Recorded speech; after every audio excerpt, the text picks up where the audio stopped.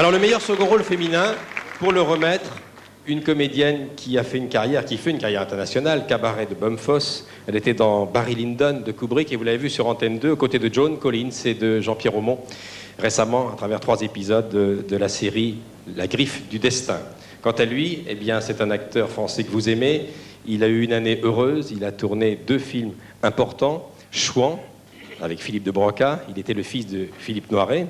Stéphane Fraisse était à ses côtés. Et puis un film qui lui tient plus à cœur puisque c'était la première réalisation de son père, Marisa Berenson et Lambert Wilson.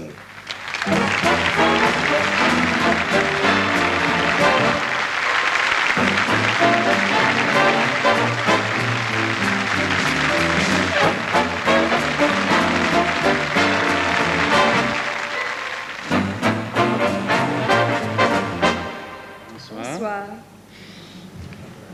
Mesdames, messieurs, Marisa, papa, maman, je suis très heureux d'avoir le privilège ce soir de partager la responsabilité lourde de décerner la première récompense de la soirée et d'entrer avec vous dans le cœur du suspense. Je vous propose de l'abréger, nous avons tous le trac ce soir. Alors, les 5 nominations pour la meilleure actrice dans un second rôle sont Maria Cazares dans La Lectrice,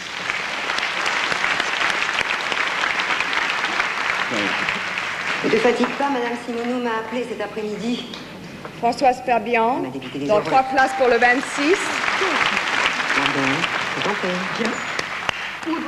Dominique Lavanant dans Quelques jours avec moi. Je vous en prie. Mais qui que ce soit, c'était lui. Marie Il n'est pas parti du tout. Dans Une affaire de femme. C'est comment ton nom? Marie. Moi, c'est Lucie. Donc, c'est pas un nom pour une pute, alors c'est Lulu. À ta tienne. Marie-Thérèse, rappelez-vous. Et Hélène Vincent dans La vie est un long fleuve tranquille.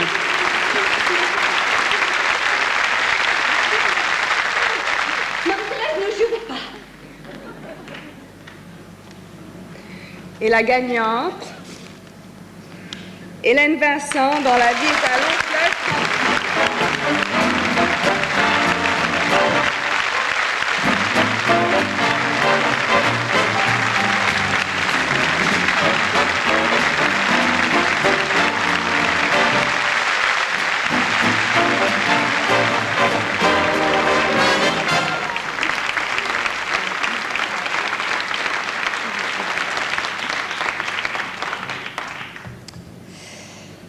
Je suis extrêmement honorée.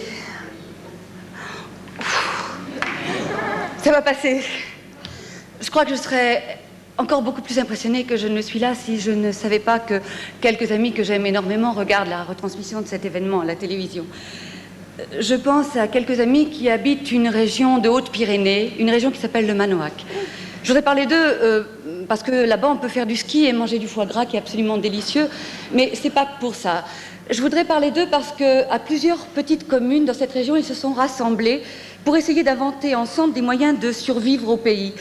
Et comme symbole de leur rassemblement, ils ont construit une maison. Et au centre de cette maison, qu'est-ce qu'il y a? Devinez? Une salle de cinéma de 200 places qui marche formidablement bien et qu'ils ont inaugurée avec La vie est un long fleuve tranquille. Bon, alors forcément, je pense à eux, ça me fait très plaisir. Et à travers eux, je voudrais remercier le public qui a fait un tel accueil au film d'Étienne. Je crois qu'à l'origine de notre désir de création, il y a très profondément un souhait de rencontre. Il y a des films formidables et des spectacles de théâtre formidables qui ne trouvent pas le chemin du public. Et puis parfois, ça arrive, parfois le public vient au rendez-vous. Ça a été le cas pour le film d'Étienne et je crois que c'est un peu grâce au public que je suis là aussi ce soir. Alors, d'abord, merci à lui. Je ne remercierai pas, je vais être vive, hein, je ne remercierai pas les gens qui m'ont offert ce rôle formidable, parce que je les ai déjà remerciés avant que le film sorte, bien entendu, et ils savent que je les aime. Non, je voudrais remercier quelques absents. Et tout d'abord,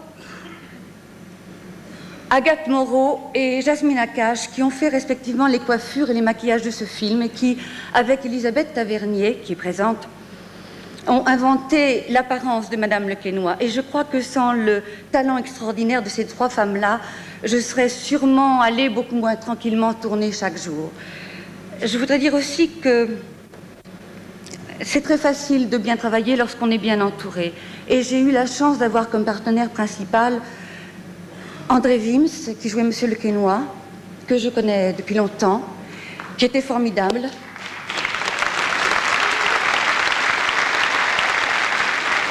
Et Catherine Jacob, qui est aussi très formidable.